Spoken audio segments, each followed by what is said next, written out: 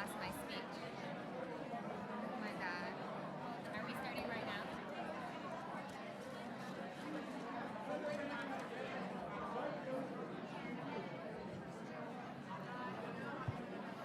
Will everyone please find their seat?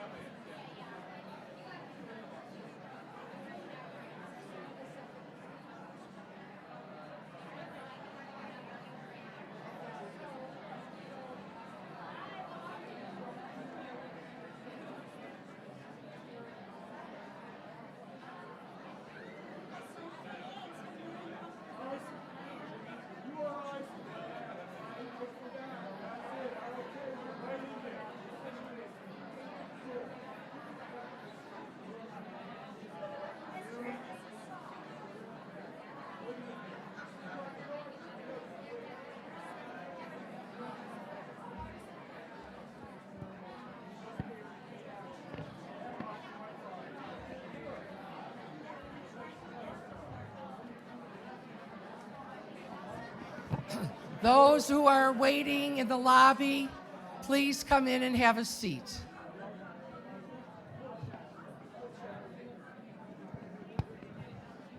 Would you remove your reserve signs from the back of your chairs, please? Thank you. All of the housekeeping I have to do, I love doing the housekeeping. Please turn your cells, phones off. Silence them, as is the proper words.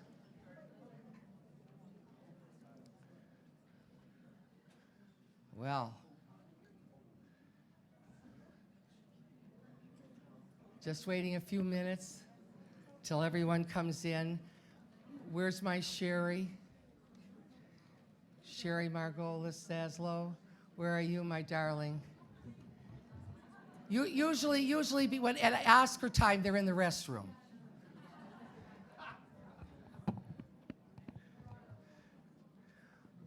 So we'll wait for Sherry Margolis Zaslow, who will not like to walk down the center aisle while everybody applauds her. But maybe that's the beshert, as they say in Japanese. Thank you for laughing. My mother thanks you for laughing. Everybody thanks you for laughing, because the staff doesn't laugh at me anymore. Oy, Carol, not again. Hi, sweetheart. Nice to see you all. So ladies, where's Mother? She's in the restroom. And we're going to wait for her, because as Big Al said to me, just let it flow. No pun intended, Big Al. Just let it flow. So I want to tell you, I'm not sorry. L'chaim. L'chaim. Absolutely. So I'll do a little editorializing before we begin this beautiful, beautiful community support. I wasn't going to do this, but again, beshert. For 35 years, I've taken care of older adults. I've worked with 4 executive directors, maybe 6. I worked at this time with Rochelle Upfall, who has been so wonderful for the Jewish Senior Life 2 campuses. one in West Bloomfield, the Applebaum campus, Eugene and Marcia, and one at 10 Mile in Greenfield, caring the Taubman campus, Alfred Taubman, caring for over 900 older adults in our bricks and mortar, 2,800 older adults in the community. This is my speech 107. Where's your mother? How am I doing? Am I going to get a job on television? I've been waiting for a job on television. Sherry, my Sherry!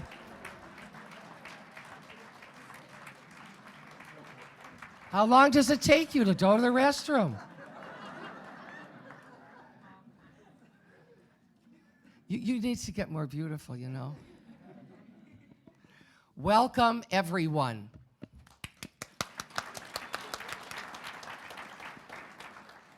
I just want to say that my name is Carol Rosenberg. I am the director of the Jewish Senior Life Foundation, and these are my words of communication to you.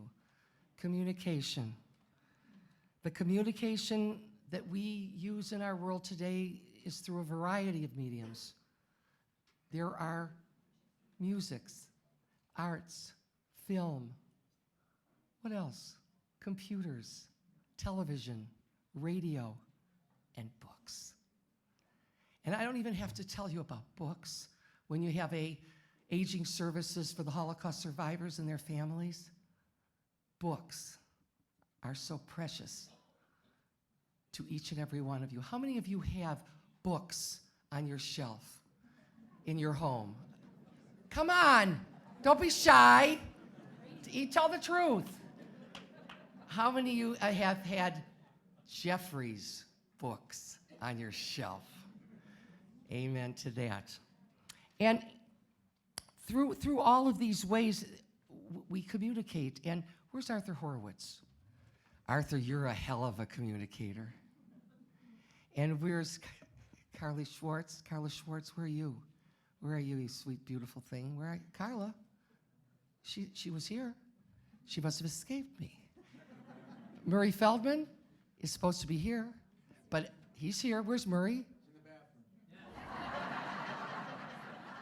bathroom. Touche. Yeah, there he is. Murray! You're handsome and a good communicator. Absolutely. And in our world, there's a guy by the name of Mark Schlussel, and he's a great, where are you, Mark? Great communicator. Love hearing you, Mark. And so we're going to meet tonight and we are meeting tonight to celebrate one hell of an outstanding communicator. Probably the quintessence of communication by example of all of you people who really are here for we don't thank you. You're here because you want to be here. You're here because was such a beautiful, beautiful idea, and you'll hear how it unfolded as we begin this evening. And the power of Jeff's legacy is so incredible. So Jewish Senior Life, because of our friendship with Jeff and because of our friendship and deep admiration for Sherry, said we have to have the Jeff Zaslow annual media night, and yearly we will honor another celebrity communicator in our community. Tonight, this one's for you. All of the families that knew Jeffrey, all of the friends that loved Jeffrey, this one's for you. And so I introduce Leslie Katz, Director of Friends.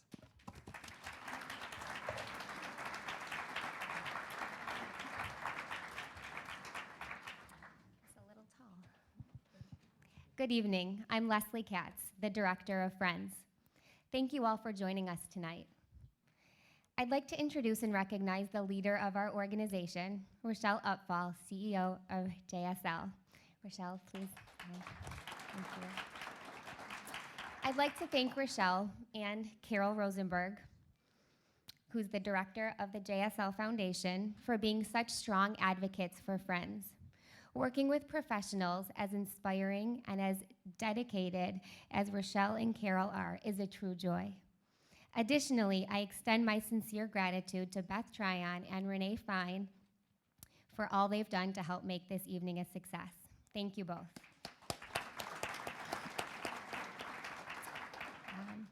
Please join me in congratulating our amazing co-chairs, Karen Kraft and Julie Ritten.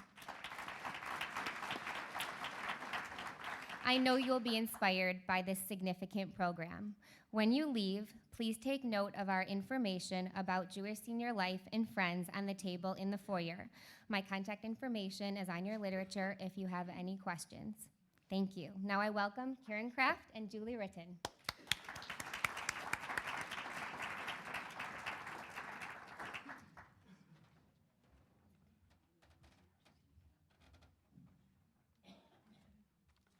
I'm Karen Kraft, co-chair of this fabulous remembrance of Jeffrey Zaslow. We are here tonight to honor and celebrate the life and literary works of Jeff. A labor of love does not even describe the dedication of our committee. I'd like to thank the committee individually for all their hard work. Elaine Barish, Perlina Batson, Jill Margolick, Jerry Margolis, Hannah Moss, Alan Muskovitz, Joanne Robinson, Rosie Schlussel, Lynn Silverman, Linda Solomon, Larry Slutsky, and Michael Stone. We hope you will leave this evening inspired by the magic that was Jeffrey Zaslow.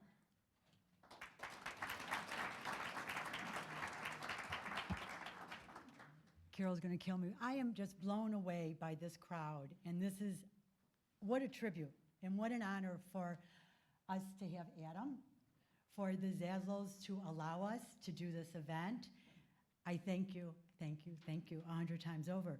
You and Jeff have always been gracious supporters of JSL, and there was no way that we were not going to do this, and it's because of you. You have been there for us for 8over80, for Walk of Ages, for media nights. The list goes on, and you know it, and we know it, and you never said no, and we are there for you now. For Sherry, for Jordan, for Alex, for Eden, we love you, and thank you again for allowing us to do this.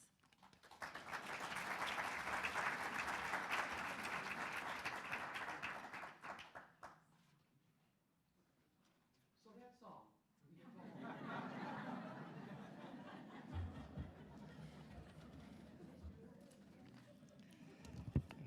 And so, Julie, you went off script. That was very clever. We're going to make you chairman next year. When we decided to do something like this, you know, I could stand up here, Carol again. So you had to look for some really cool guys. Now, who do you think those two guys could possibly be? Well, let me just tell you. I have to read his bio. Why? He needs a job.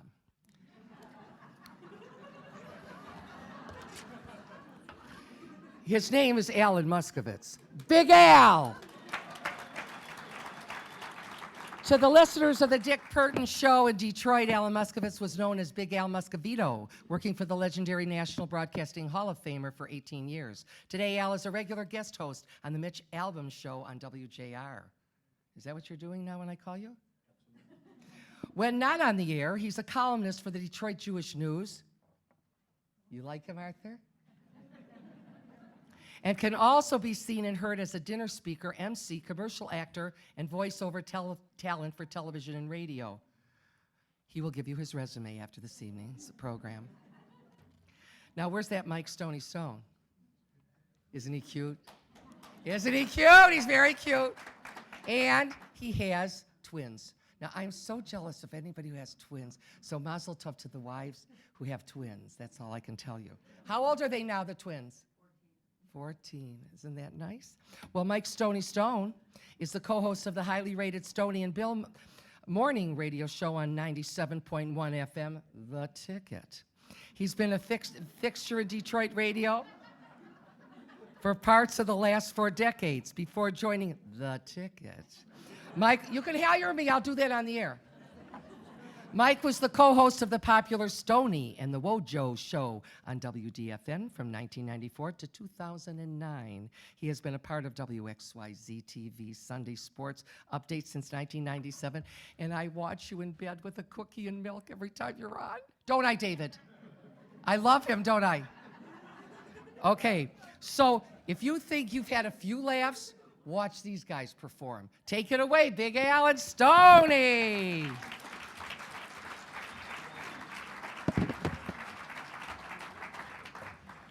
How's it feel to be employed, Mike? Oh, it's wonderful. How does it feel not to get up at 4:30 every frickin' morning? Better than you think. I'm, I just have a quick follow-up question from Carol. yes. How many people don't have Jeff's books? No, I'm kidding. I didn't mean to put you on the spot. So Mike and I really span 2 generations, really, of knowing Jeff. And yours starts out a lot sooner than mine. I was a later-in-life Jeff fan. Yes, you are. Yes. And I was a Jeff fan for a real long time. There was a town in suburban Philadelphia called Broomall, Pennsylvania. Yeah! Where back then in the 60s, I forget when exactly Zaz moved into where on Dartmouth Lane. My parents bought the house in 1961. I think it was for $21,000 then, and then when they sold it, it was a hell of a lot more. But it was a town that was about maybe 10% Jewish, all white. It was America. It was suburbia, and you know I lived on Cornell Circle. Zaz lived on Dartmouth Lane, which was about a half mile up the street off of New Ardmore Avenue, and it was just a simpler time. I wouldn't say that we were best friends, but we were good friends. We were in the same kindergarten carpool. We tried to form a band back probably in, 4th grade. We called ourselves The Living Dead.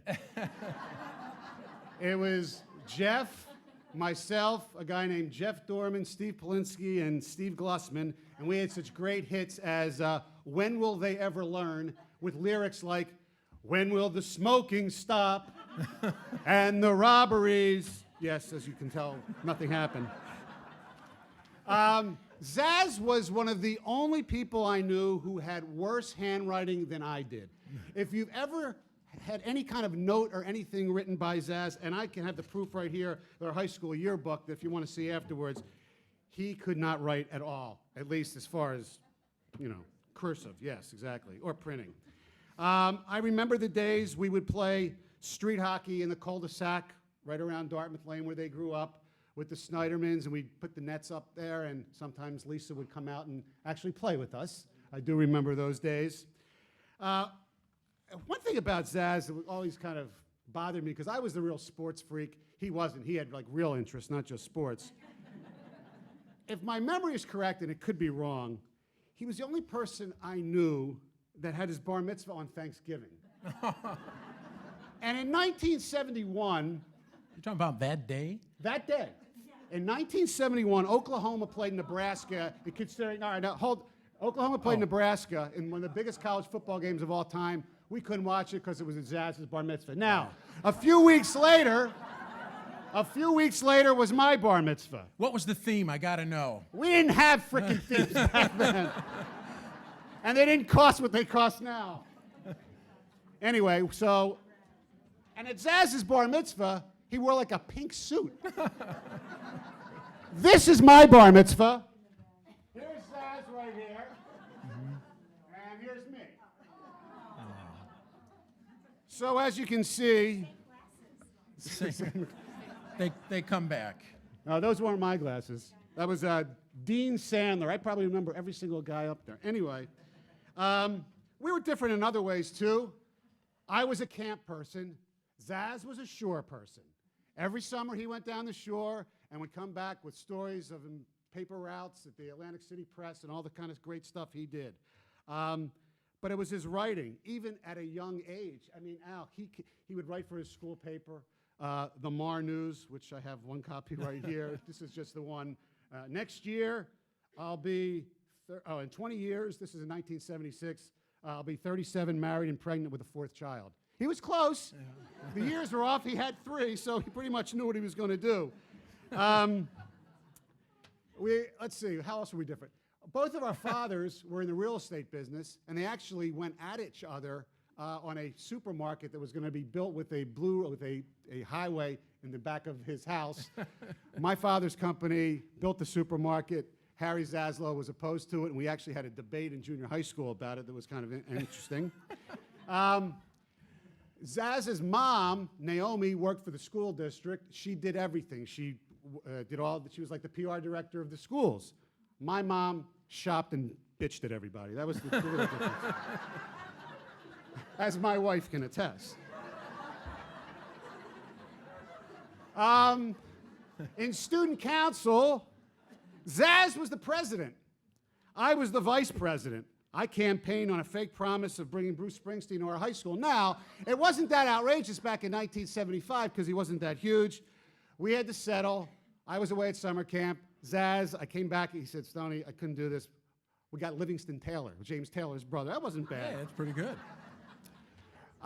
Jeff was always smart, and if you know anything about sports, it seems like the people who participate, and I know this from my own experience with my own daughters, Zaz did cross country, long distance running, and my daughter does this now, and for some strange reason, it always seems, and I know it's a stereotype, the brightest kids are always into cross country and those type of things because they have the discipline, they have the leadership qualities to do things by themselves. It's amazing. After I graduated high school, he went to a real college, Carnegie Mellon. I went to American University, which back then, although Darryl went to American before I did, so you know it was a party school back in the 70s. Now it's a real school. Somehow, we ended up in Detroit. And I'll never forget when I moved here to work at Channel 4, somebody said, you know, Zaz has this girlfriend. She's, she's an anchor person at Channel 2. Why don't you meet? And he was still living in Chicago, and we hooked up all the time. And he was the greatest, as everybody knows. Another coincidence was we have the same next door neighbors. The Shiners lived next door to them. They moved. Where did they move? Next to us. It's weird.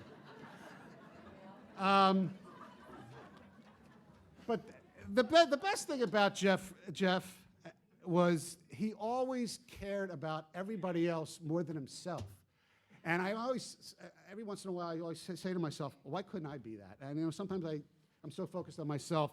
The kindness, the way he just loved people. He never wanted favors. Here was a guy who made a lot of money, probably could have made a lot more if he really wanted to. He was on The Tonight Show. He did all this stuff. He never wanted favors from people. I know for Springsteen tickets and things like that. Let's go, let's do this. I said, well, you can call somebody and get tickets. No, I don't want to do it. He was egoless. And let me tell you, in this business, as you know, and in the, working with a lot of people, there are a lot of ego assholes in our business. Zaz was the opposite of that. He cared about you. He didn't care about himself. And that was like the best thing. And whenever we'd see him, and always, you regret stuff that we didn't spend as much time together even here as we should have. But we'd go out for lunch, and he would always ask about the show. I listened to do this, all that, and I'd ask him about him. He didn't want to talk about himself. Always asked about Cindy and the girls. That's all he cared about. And I wish I could have been as selfless as him. And I knew it from you always knew from the very beginning that he was going to be a success. We had 638 people in our high school class, and you knew who was going to be number one, and it was him. You knew that from the get-go. Beautiful. Wow.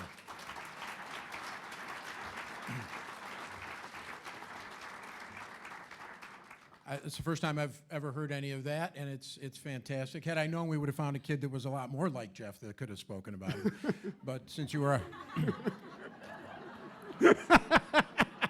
But we didn't have time to vet. The vetting process was difficult. And I am not egoless, and I'm not an asshole. Right, honey? I only was in the radio business for 18 years. Maybe if I had lasted 10 more years, I am completely convinced I would have been an asshole. Let me tell you that, like I said, we have two generations of really having Jeff Zaslow enter our lives, and that was just precious and a real treasure, Mike, and I really enjoyed it. We came along later in life, my wife and I, because we met Jeff and Sherry because we sold them. The first time I ever met her was when we sold her and Jeff our condominium. My wife and I lived in a condominium, and we had one baby at the time, and we were selling our condo by owner. And this very pregnant woman showed up at my doorstep that looked very familiar with Jordan about right here. And our goal was, and we became instant friends, but despite our great friendship, our goal, to be very transparent, was to sign the papers before the air conditioning broke again.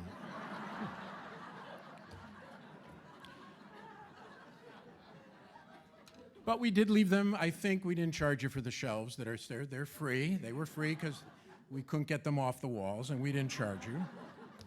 And the humidifier. And we fixed the door wall. No, that really changed, selling that condominium changed my life on so many levels. First of all, we ended up with two beautiful friends. And actually, it ended up changing my life because Sherry, we went up north together as couples, and she said, "You should be on the Dick Purton show." I said, "Oh, yeah, right." Fast forward, she makes a call, started working for Dick part-time after doing an audition, and it changed my life and went on to a full-time career, which Sherry warned me would one day come back to haunt me. And she was right. No, it all worked out well. One of the fondest memories I have of what Jeff always, he was rapid fire. He'd always call me up and go, "Alan Muscovitz." And it would be like that, and I knew exactly who was on the phone. Everybody, "Alan Muscovitz." I go, "Is that right, girls?" "Yeah." "Eden Zaslow." So he would call me, and little did he know at the time he requested this, and this is completely the truth, is that I had been suffering from just awful anxiety attacks. I went through a phase where I couldn't figure it out why I was having anxiety attacks, and that was about the time Jeff asked me if I'd like to go in front of 6,000 people in Navy Pier in a Seinfeld look-alike contest. You don't look like Jerry. No, I don't. I came in second in the George portion, right? Came in second. Here I am already anxious, and I come all the way that way, 6,000 people, Navy Pier, and I came in second. But thanks to their support and Xanax, it all worked out right. But it was Jeff's inquisitiveness, and I mean, he would always question me and ask me what I'm doing, think bigger. And, you know, look, we've lost folks in our lives who have had an impact on our life, and I'm not saying it because I'm standing here in front of his beautiful family, but I really can't recall on so many different levels the impact this man continues to have on me today. Everything I think of creatively, I always think, what would Jeff think? Because he had raised the bar so high. And as much as he wrote these prolific books and incredible advice that he gave over the years, and everything that you described, Stoney, about selfless and never asking for anything in return, that's exact. I don't have to repeat it, though it bears repeating. He always thought about, what could he do for you? But his best, I think that Sherry told me this, and it makes total sense if you know Jeff, that the award that meant the most to him was I even typed in here, "see attached," because I didn't want to screw this up because it is so important. But the most meaningful thing that Jeff received, and he received awards for his writing for years, but he received the Will Rogers Humanitarian Award. And that, yes. And I looked it up on the website. Turns out you can buy it yourself. It really wasn't that, no.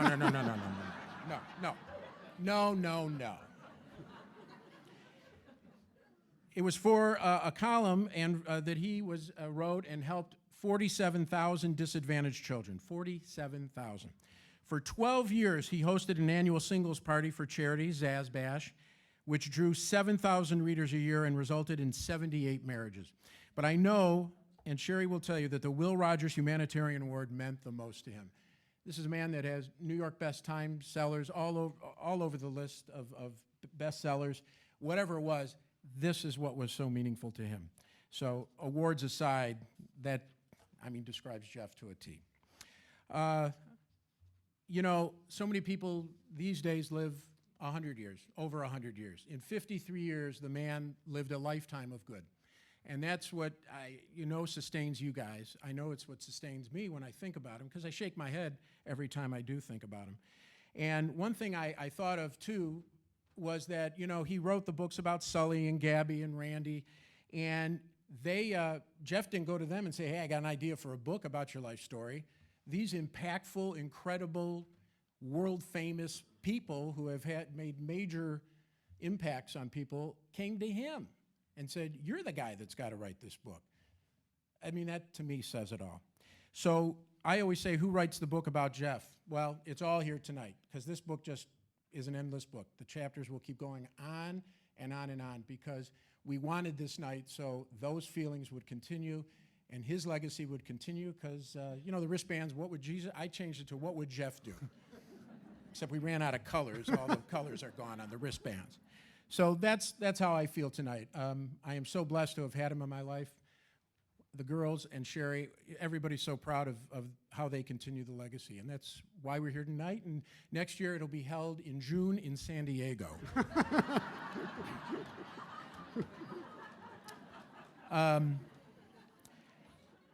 My turn now to recognize a couple folks in the audience. Obviously, Sherry and Jordan and Alex and Eden are here. And we're so blessed to have them all together tonight. There is family members that have come from near and far, out of time. I'm out of time. And I think that was in my headset. No. But we thank everybody coming from the East Coast. We thank Adam Grant's family who's here.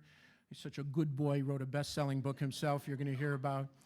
And also, but very special, joining us, and perhaps the most meaningful book that I think a lot of folks would agree was the last book, the Magic Room, the Magic Room, because Jeff wrote it with his girls in his heart and in his mind.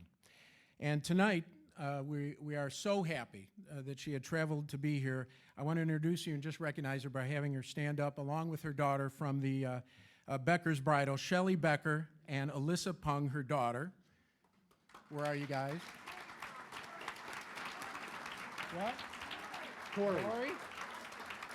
Yes, I'm going to, yeah. And joined by her, thank you, Lisa, her husband, Corey, and also joined by a baby that is due in the coming months. So mazel tov to you for that. And we know the magic will continue for you and your family. So we are really so happy to have you here tonight.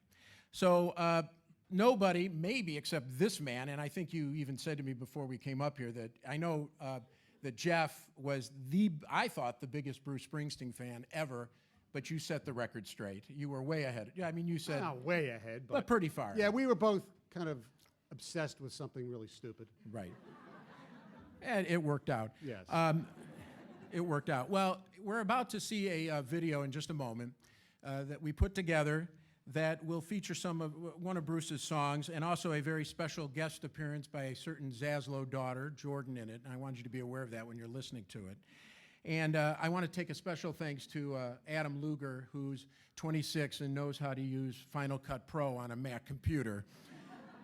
Otherwise, it wouldn't have been, I would still be working on it. So to Adam Luger, who did an outstanding job. So with that, I'm going to actually do a little brief live introduction to the video.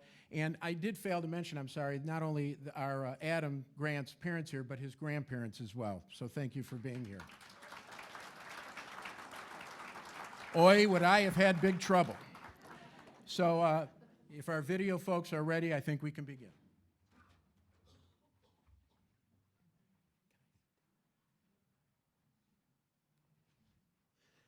Tonight is a great night. Tonight is a night of reflection, inspiration, and celebration. Tonight is not about looking back or regret, but about living in the now. Tonight is about making a difference in your life and the lives around you.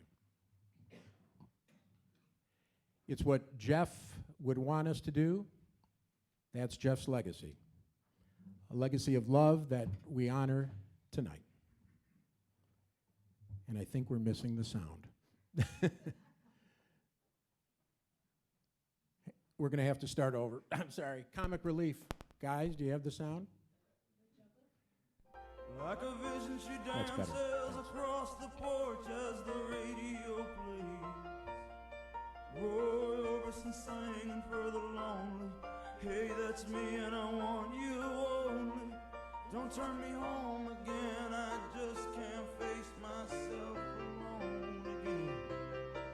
Don't run back inside, darling, you know just what I'm here for.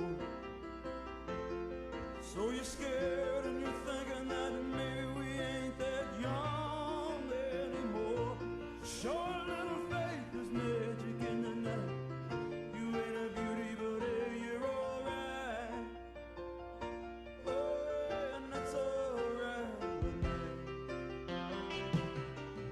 My mother said, what in the world are you going to do with a creative writing degree? That's what she said to me. What are you going to do with that?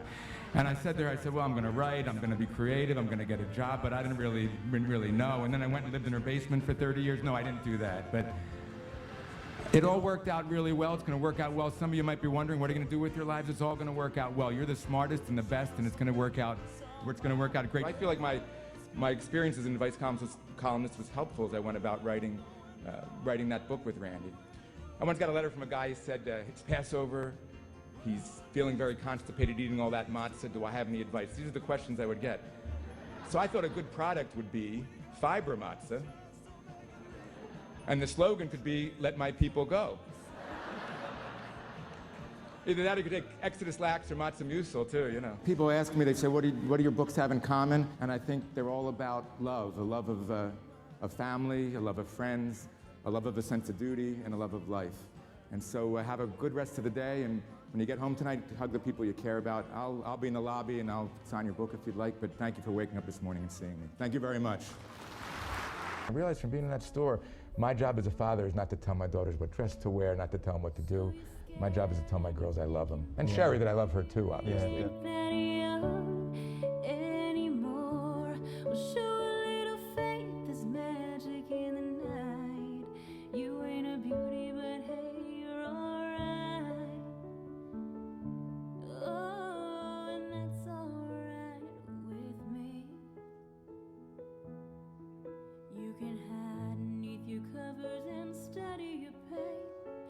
Crosses from your lovers, throw roses in the rain. Waste your summer praying in vain for a savior to rise from East Street. Well, no, I'm no hero that's understood. All the redemption I can offer, girl, is beneath this dirty hood, with a chance to make it good somehow. Hey, what else can we do now? Introducing Jordan and Alex Zaslow singing Teddy Bear 2.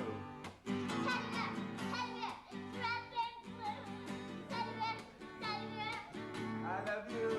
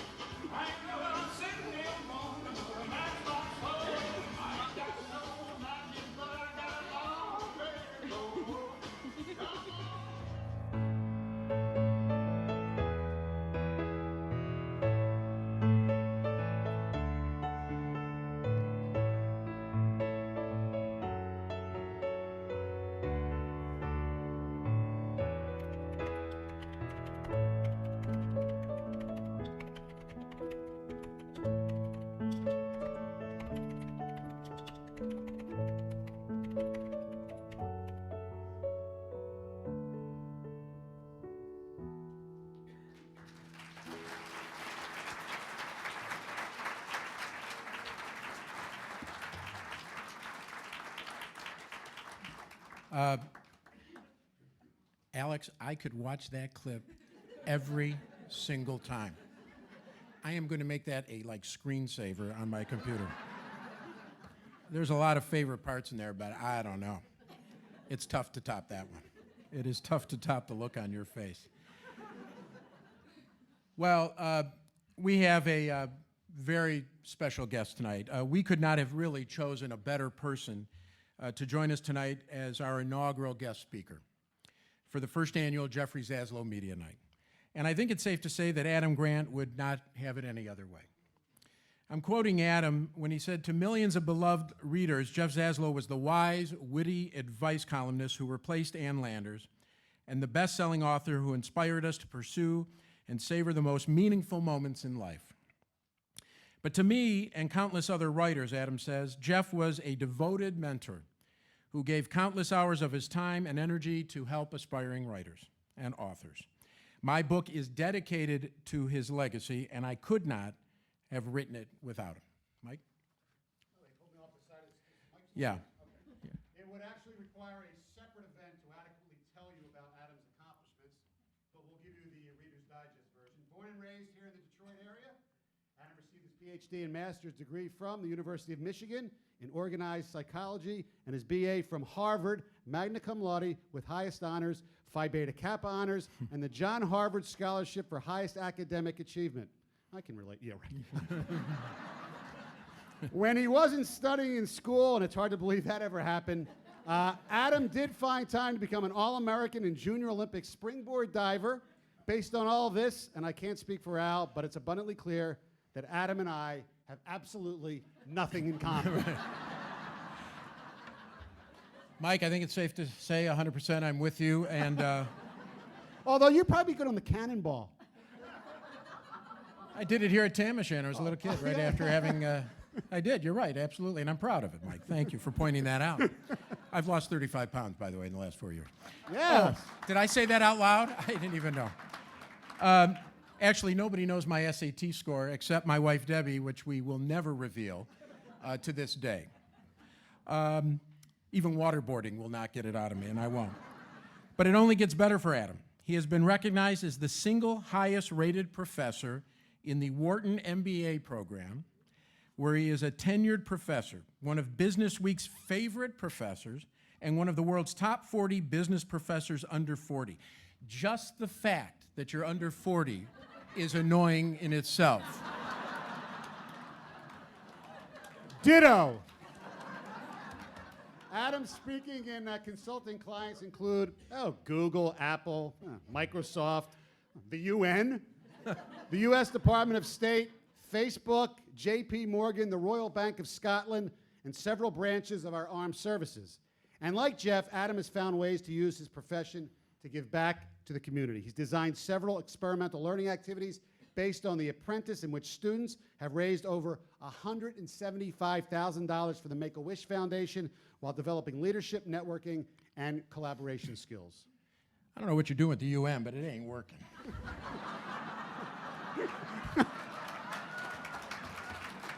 Apparently you have some work left to do, Adam Grant. So sad. It's not like me. Adam's research focuses on work, motivation, pro-social giving and helping behaviors, job design and meaningful work, leadership and burnout. Thank you.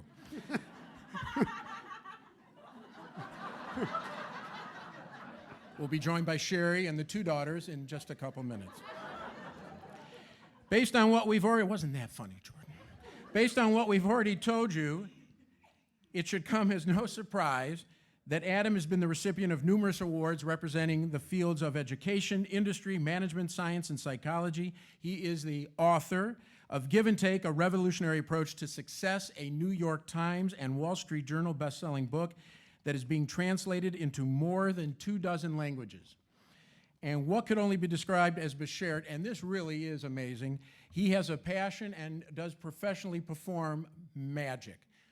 Didn't know that, and it's the truth. I mean, because Jeff loved magic. I have a picture of Jeff performing at our kid's birthday party. They both have a love for magic. It really is a marriage tonight of two great men, and to me, that just blew me away. So I say Beshert because anyone who knew Jeff knew how much he had a passion for that and loved performing. So, Mike? It's only fitting that Adam is part of the first annual Jeffrey Zaslow Media Night, that he is helping to continue the magic that is Jeff. Ladies and gentlemen, please give a warm welcome to Adam Grant.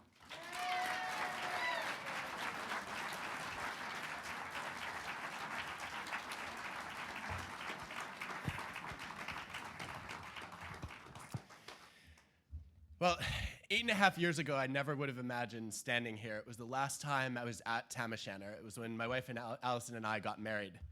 And many of you were here. It was the moment I reconnected with Jeff. We grew up across the street from his family. When I went off to college, we had sort of fallen out of contact. And when Jeff and Sherry came to the wedding, it was a wonderful chance to reconnect. And Jeff really stepped up in a mentoring role, thank you, in my life at that point.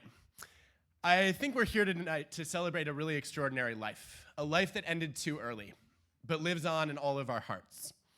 Jeff, although he wrote about the last lecture and brought it to millions of people, never had the chance to give his last lecture.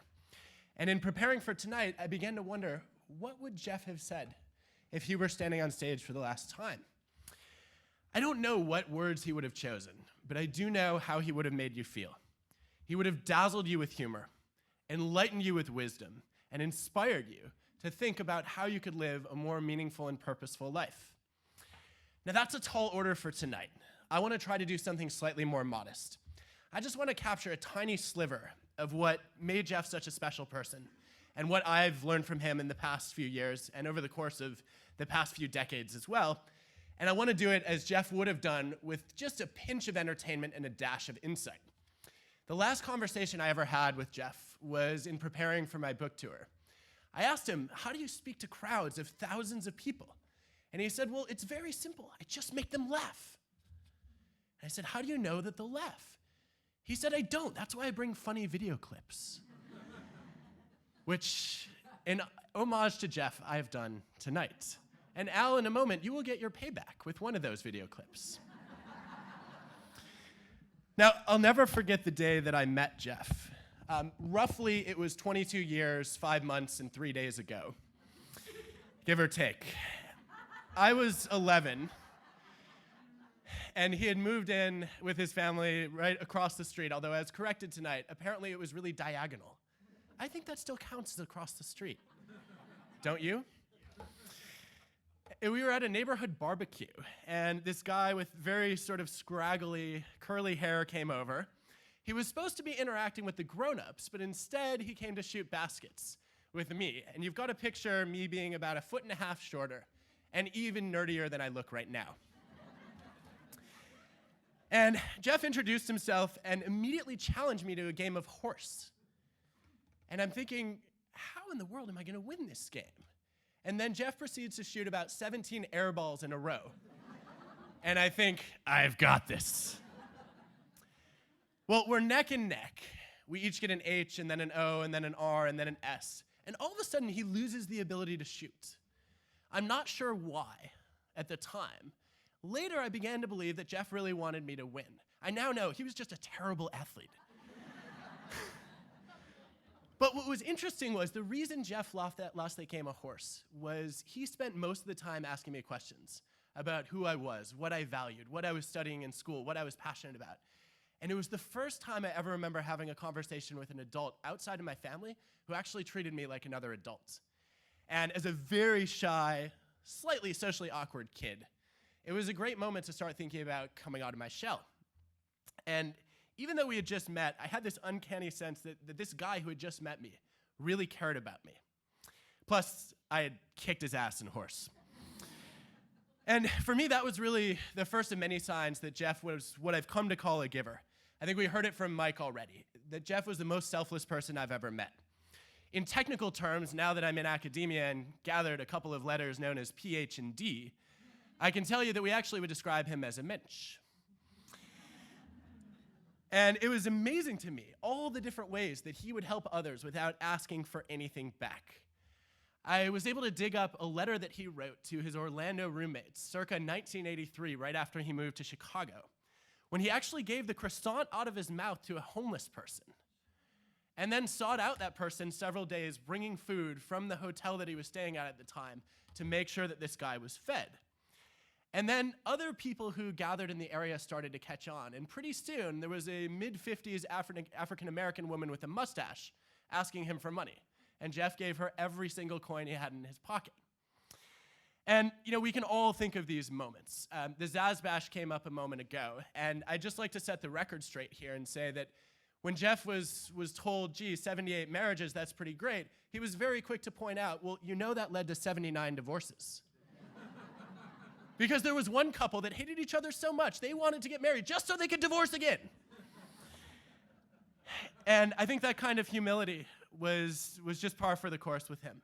You see it in his books, that despite the fact that he had lived such an interesting and meaningful life, he never wrote about himself. He was always shining the spotlight on other people and trying to bring them out of the shadows to get the credit that they deserved. And I think it's one of the greatest tragedies of this century that Jeff isn't here with us today to know this impact that he's had on all of our lives. And sometimes it was the smallest things, like the time that he ran into my dad at Costco and wanted to make sure that my dad had a copy of his book, the latest one. So Jeff went and bought a copy of his own book. paying out of his own pocket so he could sign the copy right in the store for my father. That was the kind of man that Jeff Zaslow was. And I have to say, you can only observe this behavior so much before you begin to wonder, what is wrong with this man? Does he not understand how the rest of us live our lives? And the more I observed Jeff, the more I began to wonder, is this really a good way to live your life? Is it a good idea to be a giver, to be selfless, to put other people ahead of yourself? I decided actually to write a book about that question. And the first conversation I ever had about it was with Jeff. I called him up and asked him about it, and he gave me a bunch of ideas. And the first thing he said was, well, if you're not a giver, you gotta be something else. What are you if not a giver? And I said, a jackass. He said, I don't think people are gonna wanna read about that and identify with that category. So I'd suggest a slightly different label. And I came to call these other two groups of people takers and matchers. Takers are the people who always try to get stuff from other people. They never want to give anything back unless they have to. You know them. You may even be married to one. I've actually spotted 2 of those marriages tonight. I won't say who you are, but soon you will know.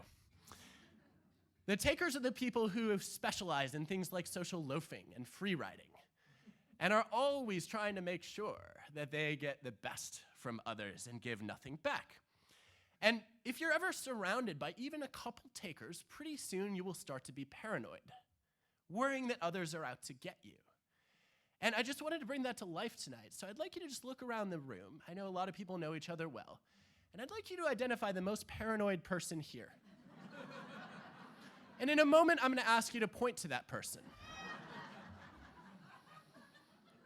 Now, I'm not really going to ask you to do that.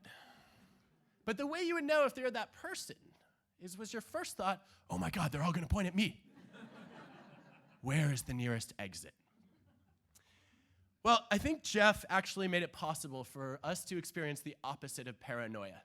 There's a term for it. It's called pronoia, which is known as the delusional belief that other people are plotting your well-being. This irrepressible fear that other people are going around behind your back and saying exceptionally nice things about you. How dare they? Well, when you interacted with Jeff, you always had this fear that he was not out to get you, he was out to help you. And no matter how hard you tried to stop him, he was going to find a way to make sure that you got exactly the help you deserved from him. And it's interesting because Jeff encountered his share of takers in his life, but he didn't allow them to undermine his optimism or his faith in humanity. He didn't do what most people do in response to takers, which is to become this third group of people known as matchers. Matchers are people who try to keep an even balance of give and take, quid pro quo. I'll do something for you if you do something for me. And a lot of people choose that as a way to play it safe and make sure they don't get exploited by the takers in their midst. But interestingly, Jeff didn't go that way. He continued giving. And I was trying to find an image that would really capture Jeff's giving here. And I thought, this is a clear symbol of Jeff as a giver. He's also a taker in this picture if you count the number of painkillers this event required. But I wanted to give you all a chance to think about how you could be more like Jeff tonight. I wanted to ask you, are you primarily a giver, a taker, or a matcher? When you interact with other people, do you help them without strings attached? Do you look for something in return? Or do you try to come out ahead? And look, I'm a psychologist. I love tests. So I wanted to prepare a small test for you all to take. Whenever you're ready, let's take a look. Let's try that again. Let's take a look. There we go.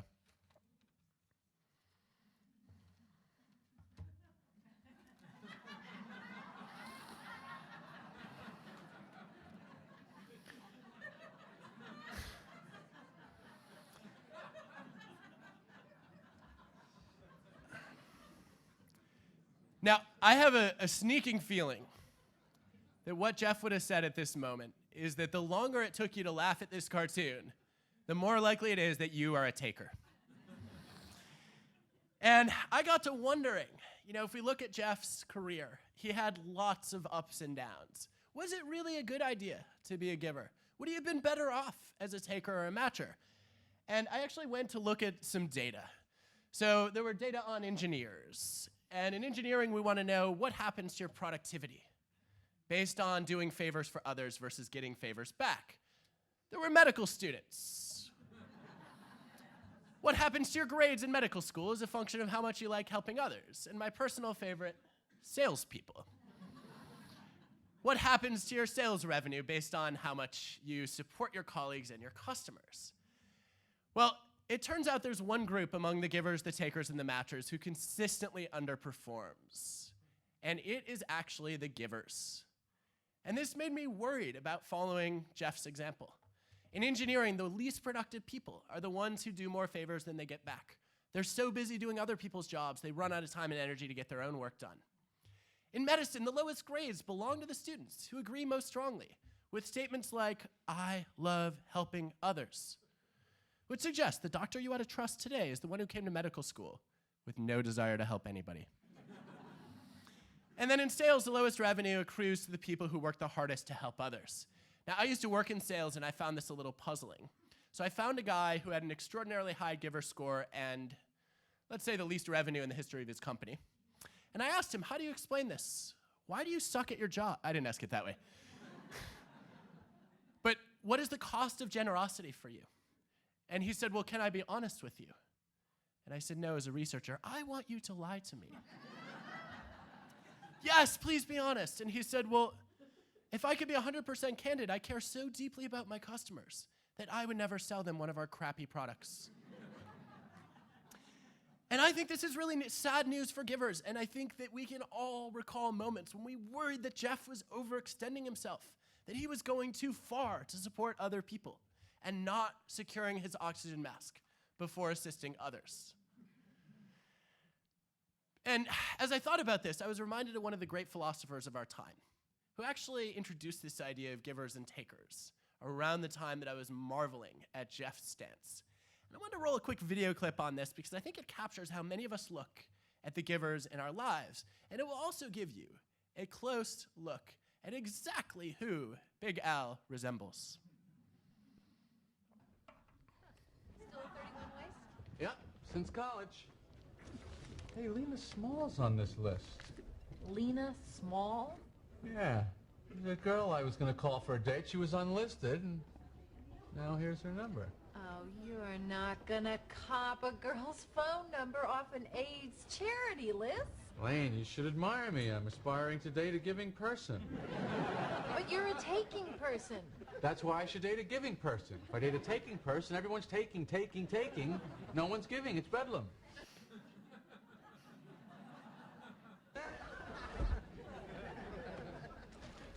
So, George, guess what? Lena found out how I got her number.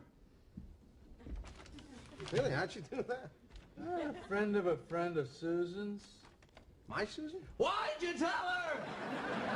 I had to, Jerry. It's a couple rule. We have to tell each other everything. Well, you know what this means, don't you? What? You're cut off. You're out of the loop. You're cutting me off? No, Jerry, don't cut me off. You leave me no choice. You're the media now, as far as I'm concerned. Jerry, come on, please. It won't happen again. If you were in the mafia, would you tell her every time you killed someone? Hey, a hit is a totally different story.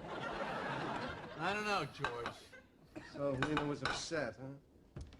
You know what? That was the amazing thing. What, it didn't bother her? No, she said it was fine. Something very strange about this girl. What? She's too good. Too good. I mean, she's giving and caring and genuinely concerned about the welfare of others. I can't be with someone like that. I see what you mean.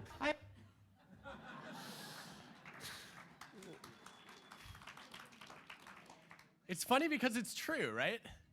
We've all looked at givers in our lives, maybe even occasionally Jeff, and said, oh, what a do-gooder, a bleeding heart. It's a sign of weakness.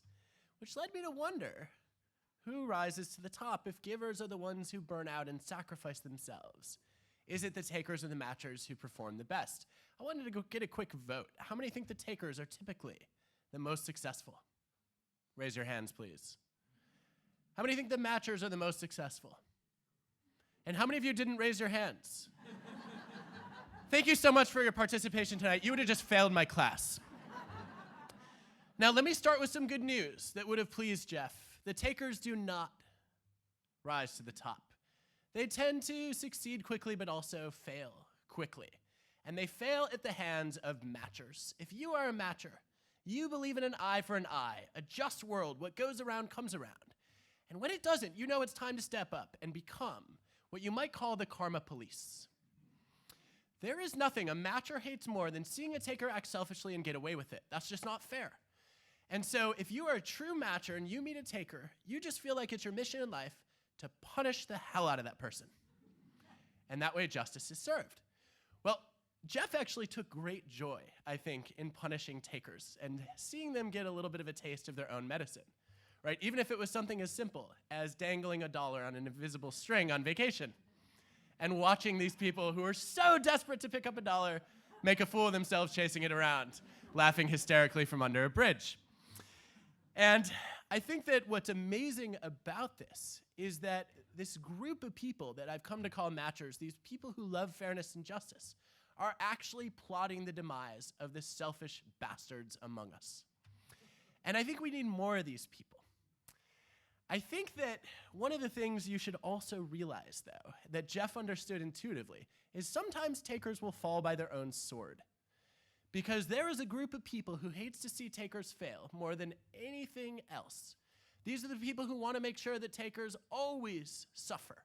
Who hates to see takers rise? Who is it? Other takers, yes. Think about it this way. If you follow professional baseball and you are a star player, you want to be the only one doping. Because that is how you maintain your advantage. You clear all the other dopers out of the system, and then you can win. I think one of the things that Jeff understood that few of us do is that a lot of the times the takers would fall on their own sword, which leads to the logical conclusion that it must be the matchers who win the biggest in life, but they're not. The data show that the best results belong to the givers again, every single time. The best engineers, the best medical students, the best salespeople, and also the best human beings are the generous people among us.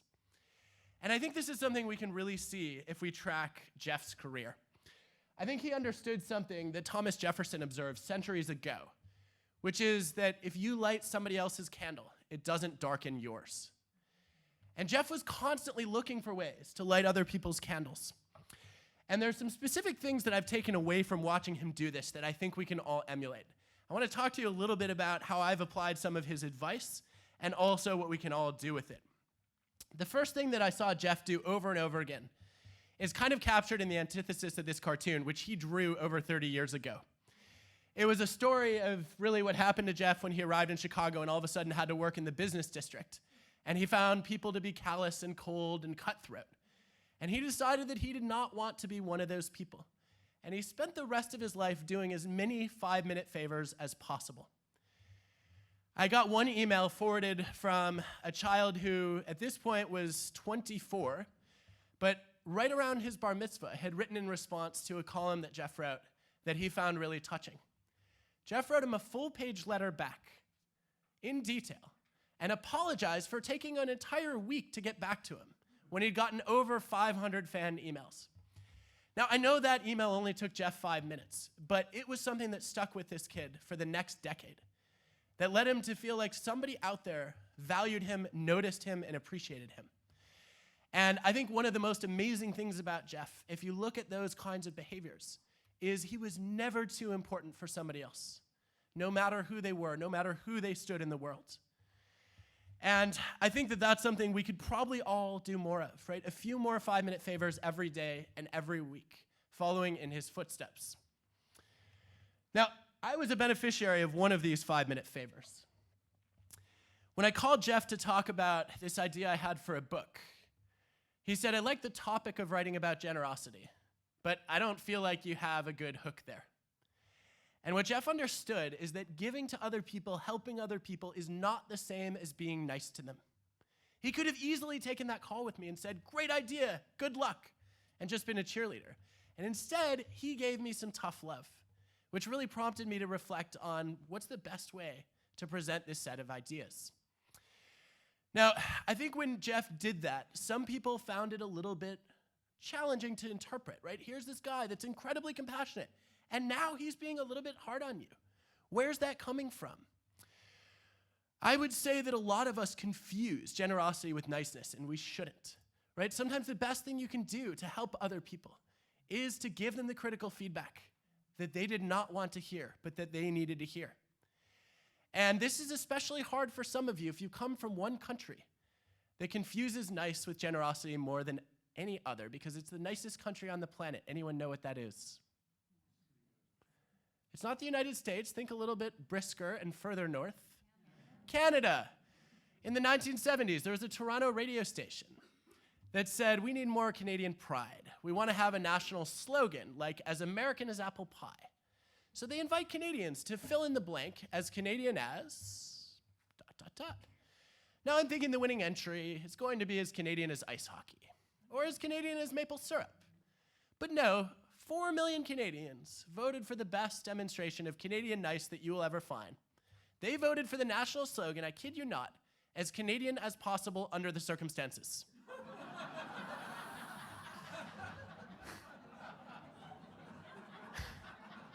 Now, if you're really nice or truly Canadian, you understand that right away, right? How could I ever say I'm any one thing? I'm constantly adapting to please other people. And I would say pleasing other people is not the same as helping them. Jeff was always looking out for our long-term best interests, not what would make us just feel good in the moment. And that conversation I had with him really prompted me to step back and think about what would be the best way to pitch these ideas. He said, you've got to surprise people. You've got to be counterintuitive. It's not enough to just say that givers win. You've got to also show that they lose and articulate the difference between the two. And I think he knew that from his own experience. Now, a third thing that I learned from Jeff is captured by this cartoon.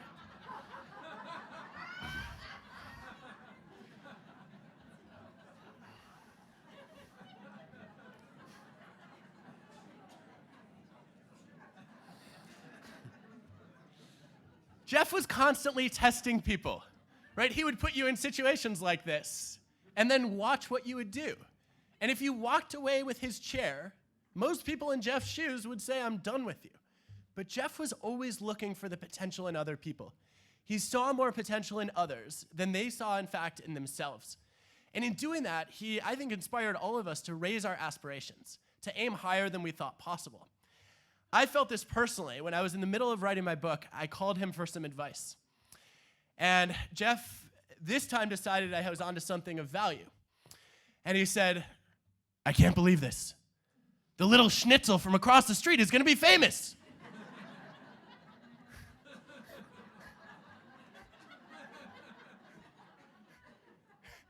I was like, little schnitzel? You never told me that. Thank you. But he then released The Magic Room, and he went off on book tour, and I can only imagine how busy he was, right? He was constantly dealing with press. He was traveling all over. And he took the time out of that tour to reach out a week later and ask me how it was going. And the thoughtfulness there just really caught me by surprise. I talked to him a couple months later and told him I was getting ready to meet with publishers and starting to think about pitching this book idea to them.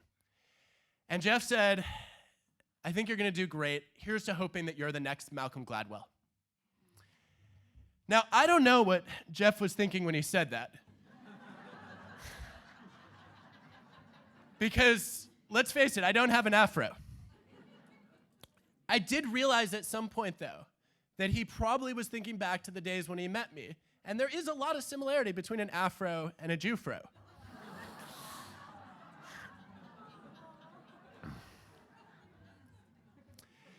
I'm sad to say that I did not become the next Malcolm Gladwell. And in that, I think I probably fell short of Jeff's expectations. But the fact that he set the bar that high did motivate me to do things that I never would have considered. And I want to come back to that in just a second. Before I do that,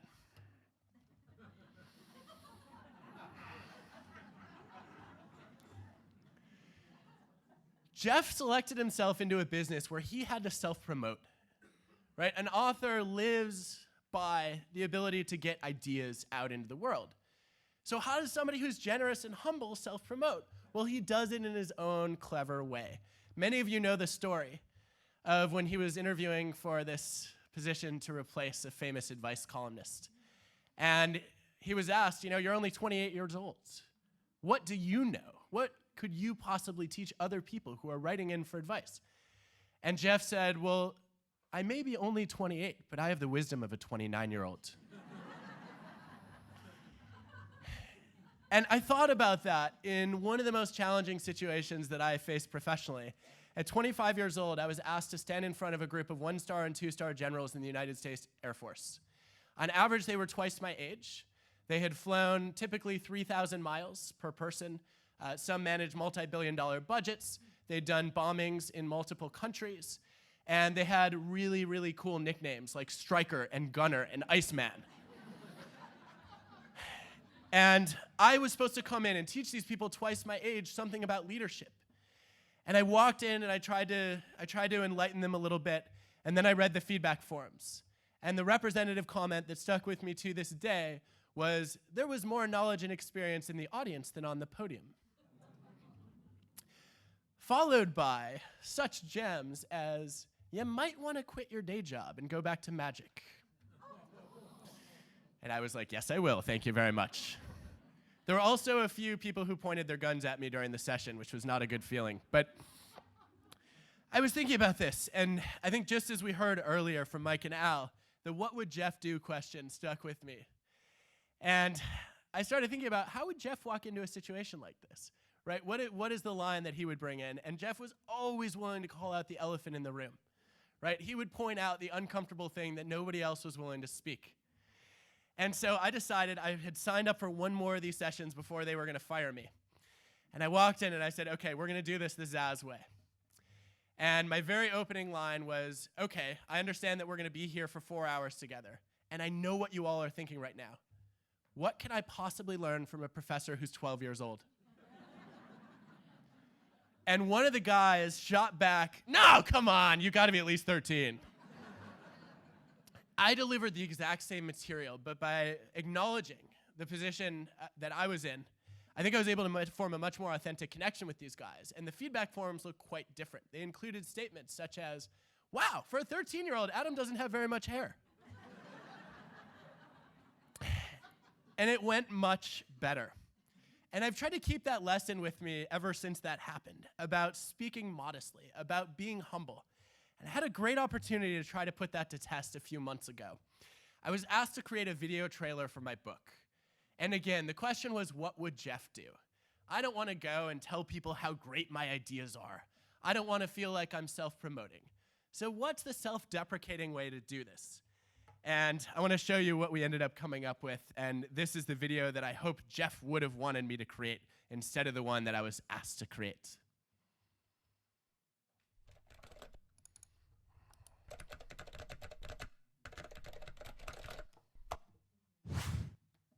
I believe wholeheartedly in the power of giving and generosity. And the highest form of giving is allowing your name to be used for a website. I was a total giver. I made it possible for my team to go to the Super Bowl. If they'd have been better players, we'd have won those Super Bowls. I found Adam Grant's book, Give and Take, so amazing that it's inspired me to give away 10,000 copies of my own book, David and Goliath. Wait, we're not really doing that, are we? My daughters are so lucky that I spend so much time helping them be the best that they can be. I mean, I spent 4 hours editing the Mother's Day card that Lulu made me. When it comes to helping my children, there's just nothing I won't do. Adam's book, Give and Take, is like a fundamental outline as to how to be successful.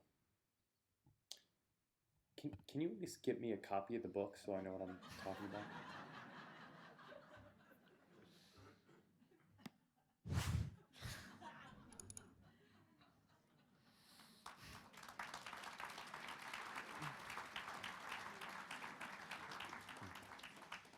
I think that's the legacy that Jeff really left for us, right? To say that although generosity and compassion is an extremely serious topic, that it's at the very center of how we think about morality and ethics, we can also live it and do it in a lighthearted way that makes people laugh as much as it makes them feel. A friend said recently that when you think about iconic figures in the world's history, like Steve Jobs, oftentimes they are great men, but not good men. And I think the thing that I admire most about Jeff is that he was both the greatest of great men, but also the goodest of good men. Now, I realize my mother, the English teacher, will tell me that goodest is not a word after this session, and I say, so what?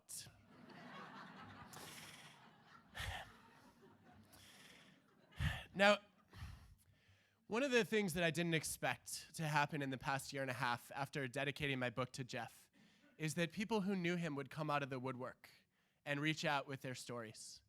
And that's been, I think, the single best part of writing this book for me, is to find out, in fact, that not only were millions of strangers touched by his work, but that people I knew Jeff and had had their lives changed by him without us even realizing that we both had that connection. I've had emails from literally dozens of writers who said, Jeff read my book proposal. He gave me feedback. He helped me open the door to get my book published.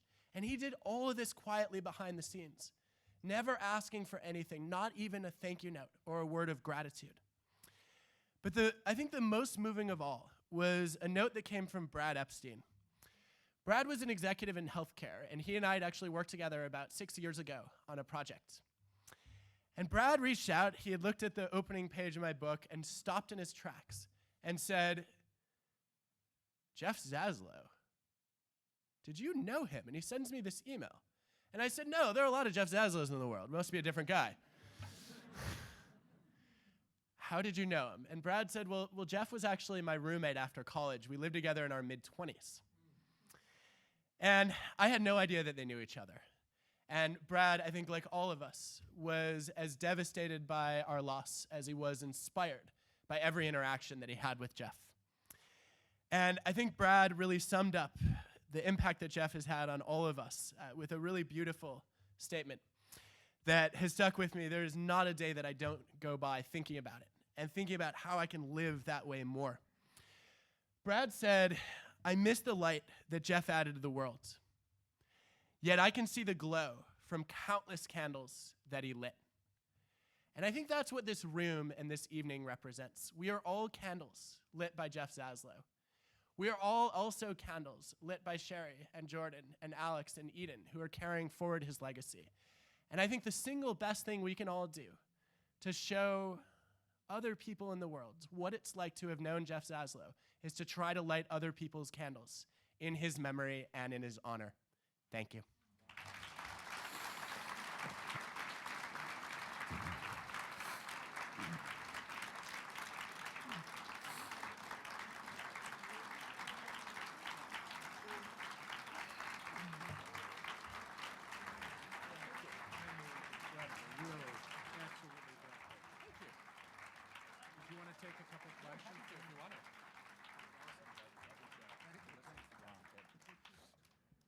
Wow.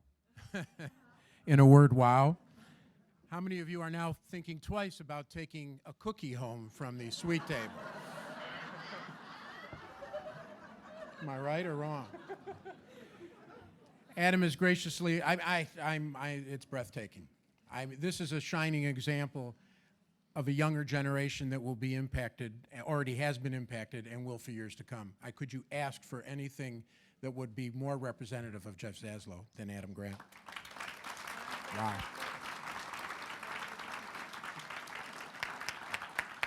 So as difficult as it is for almost 400 people to stay away from dessert being Jewish, and I know some people are shaking, Adam has graciously agreed to take a couple questions.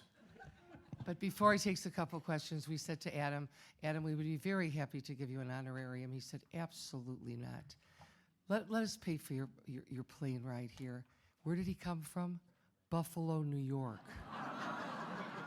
and the family, the Fleischman Endowment, who brings lectures and education to the Jewish Senior Life. Marvin and Sharon, would you stand? Thank you so very much for sponsoring his trip here. We appreciate. I know they don't like this, but I had to give it to you. There you go. Mike and I reduced our fee for this evening. Complete. We flew in from Farmington Road. We did. Rough landing, but complete transparency here.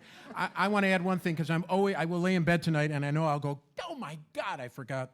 But I really wanted to thank Carol and the entire committee, as I know Mike does, for having us be part of this, because there's a lot of people that could have stood up here and talked the same way and represented the same way for Jeff Zaslow. You're right. But but I want to thank everybody, the Friends of Jewish Senior Life. For an out-of-the-box first-time annual event, holy cow. Wow, thank you, Carol, and everybody. And to Leslie and everybody down the line. So I guess you're going to take, if you have time, if you want, a couple questions. If we do have a moment or two for a quick question, we'll have a microphone going around. So there we go. I can walk over here with a mic. I'll walk around. All right, go ahead. This is from Adam's father? No, I'm kidding. My question is, if giving helps people, helps drive people's success, and I think most people probably feel good when they give. I know I feel good when I give. How come everybody doesn't do it? How come we're all not givers? Yeah, why aren't we all givers? I think a lot of us get scared away, to be honest. Right? We see what happens when occasionally somebody makes the mistake of trusting a taker, and we know that that's dangerous. Typically, the negative impact of a taker is double or triple the positive impact of a giver when it comes to role models. So we learn maybe 3 times as much about how dangerous it is to give from takers as we do learn from positive examples of givers. Think about it this way. 1 bad apple can spoil a barrel, but 1 good egg does not make a dozen. I don't know what that means. I thought you were quoting Donny Osmond there for a second. Look, I think a lot of people live in fear, right? They're afraid of the risks. And I think it's actually much more terrifying to think about what are the costs of not being a giver and not making use of our time in ways that allows us to lift other people up. So, next victim, please. Over here. Thank you for coming tonight. And I wanted to know, how old were you when you decided you were going to write a book? I was in the womb. No. I think I started thinking about it when I was in college. I remembered reading a number of books. There were actually a couple of Jeffs that I started reading. But the moment that I first started thinking about writing a book was when I read the last lecture and said that the biggest thing that you could do as a writer, an idea person, a professor for that matter, is get your ideas out to a broader audience. And I was just so inspired by the reach of that lecture. I literally had over 100 people send it to me in the first hour that it was live, saying, this seems like what you study and what you want to understand. And it was all I could do to write back and say, I know, that was my neighbor! Fangirl moments aside, I think that was the crystallizing moment. And it was probably not until I reached out to Jeff to talk about it, and he said, yes, you should do this. Yes, you should go out there and try to share your ideas, that I decided it was worth a shot. Anyone else? You're welcome. Adam Grant, ladies and gentlemen. Thank you, Adam. I also, personally, Sherry and the girl, Eden, Alex, and Jordan, thank you for letting us share your family so intimately the way we have tonight and over these last few weeks.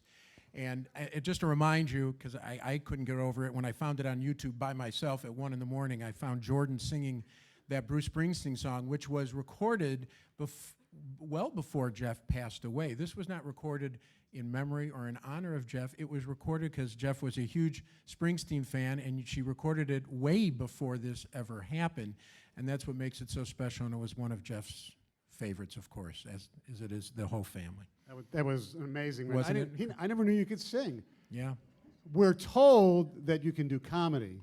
She is an aspiring stand-up comic, and she's a natural. No.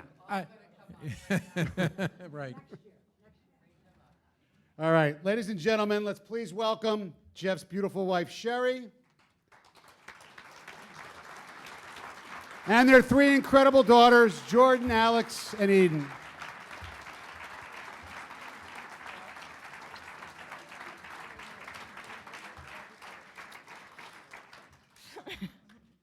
I just am overwhelmed. I just wanted to stand here for a moment and just look out and see all these beautiful, wonderful faces of our friends and family and the people who mean so much to us. And can't tell you how much it means to have you all here, to remember Jeff in this very, very beautiful way. I want to thank everybody for this incredible tribute. I couldn't imagine anything more beautiful. It truly is a special and magical evening, which was what we wanted to present, and you sure did. And we are very touched and very moved by what you've created. On behalf of Jeff's family, his sister Lisa and her husband David are there. And stand up. Lisa, her husband David, Jeff's brother Daryl, and his wife Sherry. My daughters Jordan, Alex, Eden. You're supposed to be in age order here. And all of the members of our family who couldn't be here tonight, including my brother and his wife who are in Buffalo. How did you get out? Because they couldn't get out. We'd like to thank everybody involved from Friends of Jewish Senior Life. I don't know how to begin to thank you for this beautiful, beautiful tribute.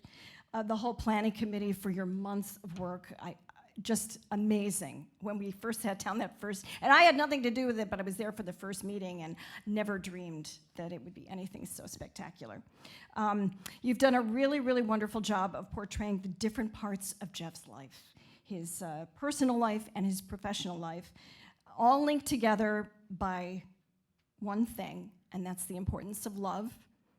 It was Jeff's message in his books and his columns, and of course in the way he lived his life. Everyone who knew him was lucky to be embraced by that love. I think we can all agree with that. And of course, we, his family, were the luckiest of all. I want to thank Adam Grant, the little schnitzel. That was it. I was going to say pizzala, but the little schnitzel. And he always called you little schnitzel. For taking the time to join us tonight. Jeff would be so proud of you, Adam. Oh my gosh, so proud of all you've accomplished and so proud of the important message in your book, Give and Take, and all the books to come. He's so proud, and you make us all very proud. Alan and Stoney, wow, thank you so much for your friendship and for everything you've done to make this evening so special. That video is amazing, and your friendship with Jeff through the years, he loved you both very much, you know that. Jeff told the stories of some of the most inspirational people of our time, and he never realized that he himself was really one of the most inspirational of all. I think we knew it. I don't think he ever realized it. But it's wonderful to know that people continue to be inspired by his words and by the kind of person that he was. Jeff would be so happy to see all of you here. He'd be cracking jokes about people, and he'd be doing shtick. Maybe he'd do a little magic. He'd be wearing his Hawaiian shirt, you know. He'd be maybe doing some magic with Adam, but actually he was pretty magical just being Jeff. He was filled with love, always. And I know that he would want me to express how much he loved all of you. I know he would be so honored and so touched by this tribute tonight, and I can't tell you what it means to us. We are very grateful to all of you. We are grateful for your friendship and for your love, and that is something that we will always cherish, and we want to thank you so, so very much. Thank you.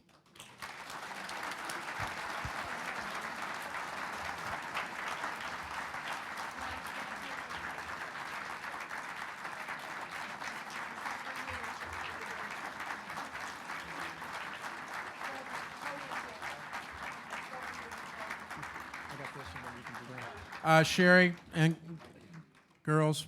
Does Sherry have to work tonight? Yeah, she has to be there by 11. She's doing Let It Rip with Huel. Murray Feldman's going back to cover doing the news. There's a fire at an abandoned house. Murray, get on it. There's a shock. Just run file footage. Look, Sherry had one request, really, from the very beginning of this process, and that was, I wasn't going to cry, but I'm about to, is that you leave here feeling the way Jeff would have made you feel. And I think between Adam and what you witnessed tonight, it's a done deal. So this is a crystal book that has been designed for you and the family to take home. And then every year that we have a guest speaker, Adam will be back next year. Their names, you can't, I don't know. Their names will be placed on this plaque, but this is for you and the girls to display at home. So, yeah. Thank you. Thank you so much. She said thank you so much in Spanish. Thanks, everyone, for making this night an overwhelming success. Thanks again to the Jewish Senior Life for their incredible support from start to finish, for making this night a reality. Thank you to everyone for being a part of the continuing honor to honor the magic that is Jeffrey Zaslow. We invite you now to join us for the Afterglow, and we hope to see you next year. Drive safely. God bless.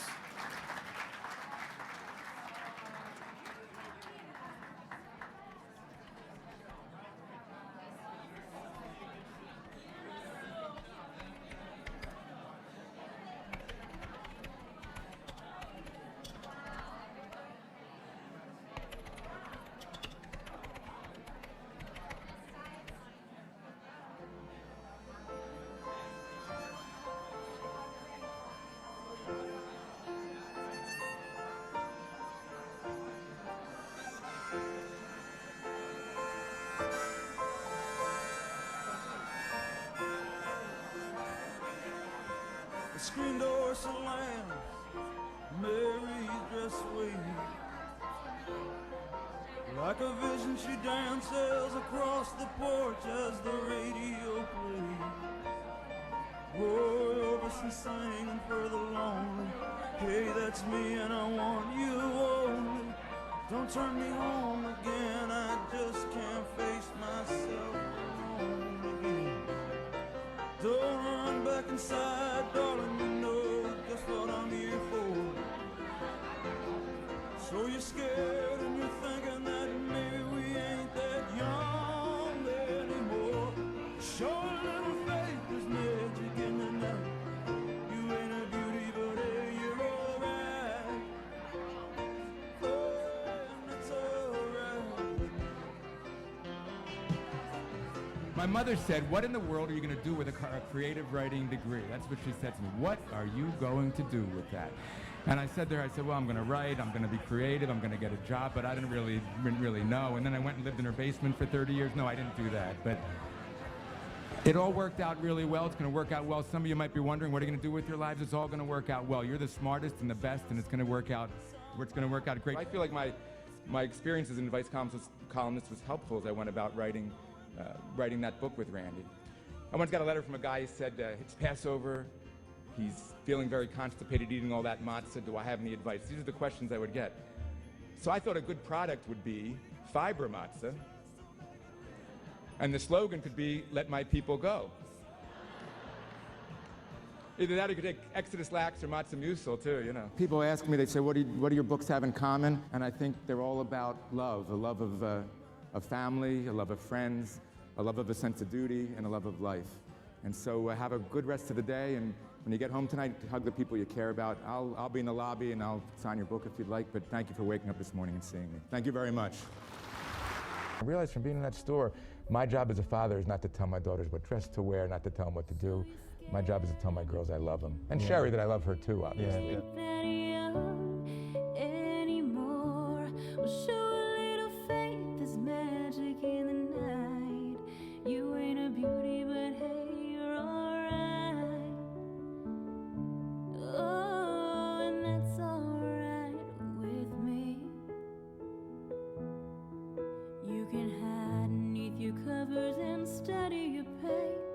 Make crosses from your lovers, throw roses in the rain. Waste your summer praying in vain for a savior to rise from East Street. Well, no, I'm no hero that's understood. All the redemption I can offer, girl, is beneath this dirty hood, with a chance to make it good somehow. Hey, what else can we do now? Introducing Jordan and Alex Zaslow saying